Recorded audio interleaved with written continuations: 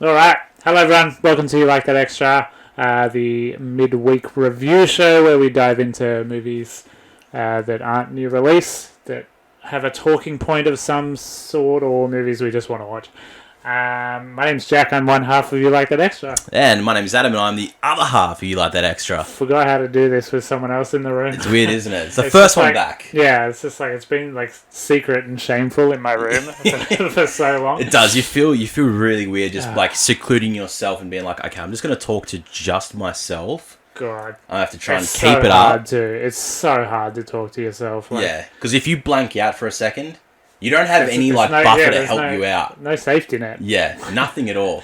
But I mean, for the guys that might not have caught the live stream in the last main show, obviously we're back on the couch, back together again, because you did the drastic thing of moving into my house. Yeah, I said it before, never question my commitment to this podcast. Exactly right. I literally moved house so we could stop doing solo. Yep, and here we are. I'm still taking the reins. You Like That Extra. I've given you the full control. Alyssa and Jessica are helping behind the scenes with, and by helping I mean they're just picking the movies. They're doing half the work for you. Yeah, pretty much. Because just the burden of choice weighs on me so heavy, and I'd never pick anything otherwise. Yep. This week, the theme was an Instagram post Alyssa saw once and said, "Hey, put these on the list." And I was like, "All right." There's nothing else to do. Next week's James Gunn. Look forward to that. Yes. A very good movie, one. Look forward to that. This week, I don't remember what the choices were, but American Psycho won. American Psycho, directed by Mary Harron. I was very surprised to hear this as a female director in the year 2000. Okay. I had no idea. And for this type of movie as well. I had no idea. Starring Christian Bale, Reese Witherspoon, Jared Leto, and Willem Dafoe, among others. Mm-hmm. A wealthy New York City investment banking executive. Take a shot with every word of that, you'll be fucking dead. Patrick Bateman, of course, hides his violent, psychopathic alter ego from his co-workers and his friends as he descends further into his murderous madness. I didn't write that one. Yeah, I can As you tell. can probably tell. Audience, 85%. Critics, 69%. Nice. Fuck. There it is, yeah. Yeah, I don't know. That's a weird one for the critics. It was weird to hear that the critics one is kind of low. Yeah. Because this is like a darling movie. Yeah, I know. People love this movie. If anything, it sort of makes it feel like it probably had to wait for that DVD release and get that. 100%. It's a cult movie. I just thought it was a widely recognized good movie, but it's a cult movie. And DVD sales, especially in this era, like 2000, 2001, DVD sales were everything. Like that's where a lot of movies made Christmas their money. presents. Christmas presents were just get me a movie. Yeah, pretty much. Get me a DVD. Couldn't find the budget or anything, but I'm sure it made a lot of money in DVD sales. Yep. American Psycho, a movie you had never seen. Correct. I want to say, what did you think of American Psycho in the year 2021? So, American Psycho, I initially had tried to watch many years ago. Yep. Because I knew all about American Psycho. I knew what kind of movie it sort of was. In general, I knew it was a... You had seen enough of it. Yeah, I'd seen enough posts on Tumblr about certain scenes that I've gone, yeah, all right, I'd give that a watch. I started watching it, and all I remember is getting up to the part where he kills Paul Allen, and then that was it. Yeah, right. I don't know if I fell asleep. There's a lot of movie after that. Yeah, I don't know if I fell asleep or if I just went to do something else. I can't remember, but I remember that's all I'd ever watched. So going into this for the first time properly, from start to finish, it's a good movie. Good movie, isn't it? It's weird. It's pretty good. I feel like there's things I just don't understand about this movie. Yeah. Well, there's that's questions just I me. will raise to you later. Yep, that's good because I'm that guy. I can seem like I know certain things about certain movies, and then a lot of the time when it's like a movie made to be like, all right, there's a message or there's something hidden in a metaphor, I'm there going, yeah. Watch my Nocturnal Animals review from last week, and I had that exact problem. I was just like, it's a good movie, but what? yeah, basically. But no, I really enjoyed the movie. It's definitely got a lot going for it. It does, bring up a lot of questions. It's just incredible acting on Christian Bale's behalf. Early Christian Bale, really Yeah. chameleoning into a role. Yeah, really getting into there. I mean, you've got, Willem Dafoe's in it, but not that much. Not a lot, He's very sparingly used. He's just sort of there as the guy. Willem Dafoe plays a detective, and he's pretty much just like, I know it was you, but I want to play this chess game because Yeah. it's told from the perspective of Patrick Bateman, who thinks he is the most interesting man in the world, Yeah. but he's not. He just works at his job and then comes home. Yeah. That's pretty much the character. It's a very mundane movie. Yeah. Like in the grand scheme of things. Yeah, no, 100%. It's like one of the big conflicts is about business cards, stuff like that. And the way it's shot, it's all very static and very still until the murders, which we only see 3 in the whole movie. Yeah, I of think. the actual happening of. Yeah, and even you see then, the bodies afterwards. even then, the first one is very clean and he's very proper and again just mundane. It's very dull. It's a dull murder, except for the explosive outbursts of violence. So yeah, this movie is just like how I interpret it is that he thinks he's the most interesting man in the world. So when he's talking and narrating and having sex with women or whatever he's doing, even his work is the most important thing in the world. Yeah. And then he joins his other friends or co-workers or whatever, and they all just kind of like he's just there. Like Patrick Bateman is just there. He's not respected. No one gives a fuck. No one gives a fuck. And even to the point where he kills someone and he's dragging a body, and it's just like they don't even care enough to ask him what he's doing. They're just like, oh, what's that bag? Like, it's all very vain. Yeah. And they're like, oh, what's that travel bag? Yeah. It's all weird because at the same time you go, is this just all in his head? That's the question I was going to pose. Is it all a dream at the end? Because, because he blows up 3 police cars with a handgun, and when he's, this movie all explodes up to a point, right, where he botches one of the murders. The girl gets away or whatever until he drops a chainsaw on her from a stairwell. Which, if that doesn't yell dream, I don't know what fucking And then, does. he's, falling apart at the seams, and he calls his lawyer, and he admits to all these murders that we don't see, and even the ones that we do see, he's bumping up the numbers and stuff. Like, when he's talking about 2 prostitutes, he's like, oh, maybe there was 6 or 7, I don't know. And, so that's when you think it's a dream, I think. Yeah. It's never explicitly stated, of course, because that would piss a lot of audience. Exactly right. That's why I think it's just it just leaves you open at the end there to go, think about however you want to. I think he actually murdered Paul Allen, and then from there it's just he's just the guilt or whatever, he's just spiraling. That's how I take it. Yeah. And then it's all just imagined. Yeah, I don't know. But it's hard to tell. That's where it just drags you on because they're just some parts of the scene. It's just... because he goes back to Paul Allen's apartment, which he's been using, and they're doing a house showing, a real estate agent, and she's like, don't speak about what happened here, get out. So you're like, okay. So Paul Allen did get murdered. Did the chainsaw thing happen? Because that's where the chainsaw thing happened. It's all very open-ended. Yeah, it's whack. It's whack. It is just funny from watching this movie, though, because me and Brooke have been watching Dexter, and it's just a weird correlation between the two right now. Yeah. Because him going through his emotions of being like, I've got this bloodlust, and, it's becoming, it's overtaking me more and more every night, and I'm killing people in the daytime now opposed to the nighttime and whatnot else.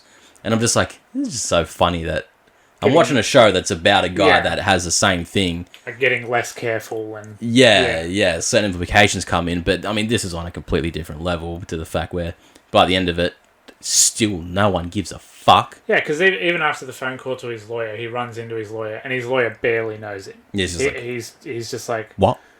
He thinks the voicemail was a joke. And then Patrick's, really pushing... to no, this is all real, and he's just like, please let me leave. The lawyer doesn't give a fuck. Just want to go. Need to go piss. Yeah, pretty much. So I don't know. It's just is it a schizophrenic break? Who knows? Whatever. Exactly. But fuck, he's a good character, isn't he? He's a great character. 100%. Character. Just the mundanity. I'm gonna keep saying that word. I'm sorry. Just mixed in with the. Nah, well, he's just got so many different mannerisms in this film. Yeah. He's just crazy on so many different aspects. I mean, he's such a businessman in the sense of, being like a major American type. What is he? He's an investment banker? Investment banker. Something like that, yeah. So it's a very, that type of stereotyped worker in America. Yeah. It's just going to be straight big boss man, a lot of money, just But all about the women. Yeah, incredibly vain as well. Like, Yeah. it's all disgustingly vain. It's and like, just straight. yeah. Does And, not like, fuck around. Immediately after killing Paul Allen, he goes to Paul Allen's apartment, and the first thing you hear in the narration is, like, it's bigger than mine, like, oh god, this is the worst thing that's ever happened, because he's overlooking the park, you know, like, just immediately comparing himself and the big thing comes in things. straight. It's just that scene with the business cards. Yeah. It's just so fucking weird. And the way they shoot it and stuff is very funny as well. But just a circle jerk over fucking business cards. Yeah. They all look the same. Yeah, exactly. You know, the big conflict is he used bone, like, and it's a slightly off white. It's a perfect white. And just like, bro, you know what you do if you give me a business card, you know what I'm doing with it? Yeah.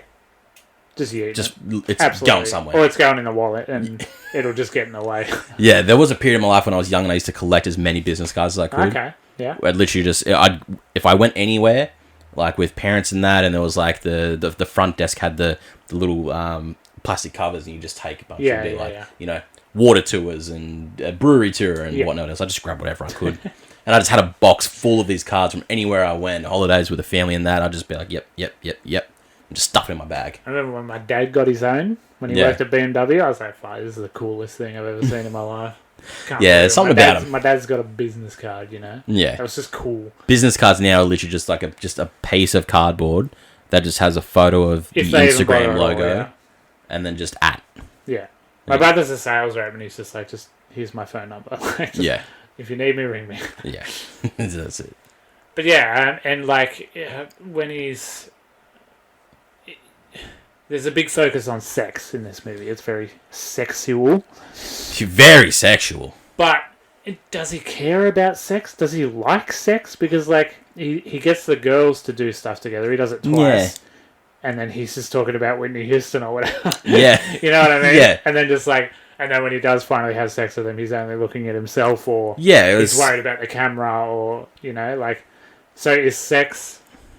What is sex to him? What does he believe it definitely doesn't seem like an act. It just seems like something that has to be like artistic or, you know, pornographic, has to somehow come back to him. Yeah, it's pornographic because like the joke throughout the whole movie is they have to return some videotapes. Yeah, that's how he like gets out of any conversation. Yeah. I'm gonna start using that. It's just like it's the best way. He literally dumps his fiance like to get out of that situation. You'd want to use that now, but the best line in movies is when he just says, "You're not terribly important to me." Like imagine getting dumped. And then you hear that. It's a savage line. It's not what you want to hear at all. That's more brutal than the killings, I reckon. 100%.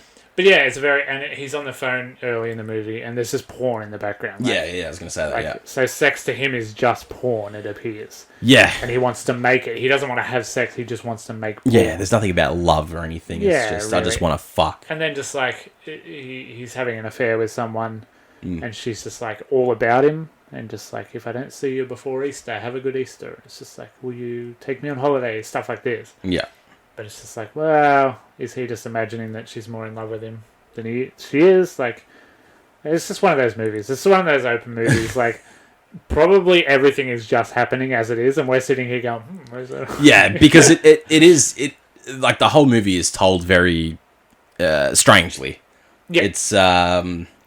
It's because you got to think, like, is there really a big plot to this movie? No, not really. It's just sort of like, here's some stuff. Here's his week. Yeah. Sort of. Here's a few kind of things. Follow him for a week, yeah. Because you'd think maybe the plot would come into when Willem Dafoe comes into it, he's going to investigate Paul Allen, but then he's gone. Yeah, it doesn't really come up again. Okay. They just kind of, it's like they're playing chess, but there's no chess pieces on the board. Yeah. They're just kind of like sitting across from each other, just... Like, I know you did it. I know you know I did it. But I'm not going to say it. Yeah, of course not. Why would I do that? Yeah, exactly. It's just like... that goes nowhere. Yeah, that goes nowhere. Him brutally killing people and killing cops and confessing it all, that goes nowhere because he doesn't get caught. Exactly. And then the movie just ends with just that fabled line of, this confession meant nothing. Yeah. And then it fades out. I'm like... Pretty much. Is that you saying that this movie meant nothing then? Yeah, a little bit. Did you just go, ha, fucking got ya? You just kind of like, I'm going back to work. You saw this week of my life. Here's, I'm just going back to do it again, pretty much. Can't wait to see what happens next. Yeah, essentially. And it's just like, is he untouchable or is he unnoticeable? That's the big question, and I think it's he's unnoticeable. He is so like bland as a human being, and like kind of off, like a little weird, like Yeah. like these days he would get his own reality show about yeah. dating. Oh, straight on MTV. Yeah, but just like it's just like the.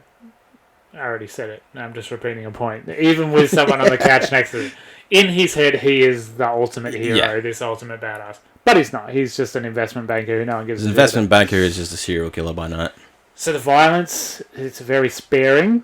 It's not a lot of violence. Yes, there's not a lot, but when they use it... Yeah, which is funny because all the photos people use from this is Christian Bale covered in blood or swinging an axe or, losing his... Like, when he throws the chainsaw down the stairs, he does this really guttural, primitive roar, and it's really fucking terrifying. Yeah. But that's 0.4 of a second of the movie. Yeah. And then the rest of the movie is... Yeah, well, it's the same as when she's getting chased out there and when she's, like, banging on all the doors and that.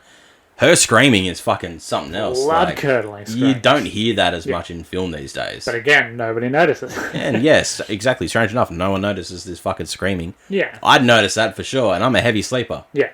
But you don't see any corpses.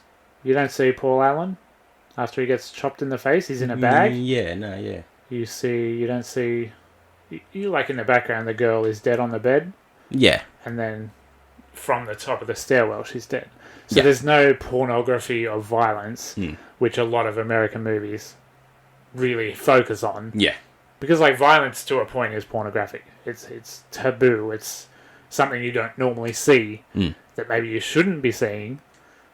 That's pornography in my eyes. That's probably not the textbook definition. That's close enough. But this one, I don't know. Maybe it's a female director. Maybe it's just a choice. Maybe it's how the book is. I don't know. I've never read the book. Apparently, the book's very good. There's a book? Yeah, it's based on a book. Oh, apparently fuck yeah, there we go. Jake told us that it's very good. Fair enough. But yeah, the violence is just like... It's almost a side story. Like the whole movie is about him losing his grip on this murderous tendencies that he has. But yeah, the murders are just very by the by. Like, even when he's going to shoot the girl with a nail gun, he's just like... Still just talking. Like, shut the fuck up. Yeah, just do it. Just fucking yeet it. So yeah, I don't know. It's just this movie's got this reputation for extreme violence, and then it's just not. Especially you watching it for the first time, you would have been like, yeah, I was like, well, okay, where is it? Like, it had its violent moments, and definitely like when it comes into frame and it's there's a lot of blood everywhere and everything else like that. But it's not like it's not insane. No, like I mean, as I've said before, like in our story episodes, like I love gory movies. I can handle that very, very easily. Yeah.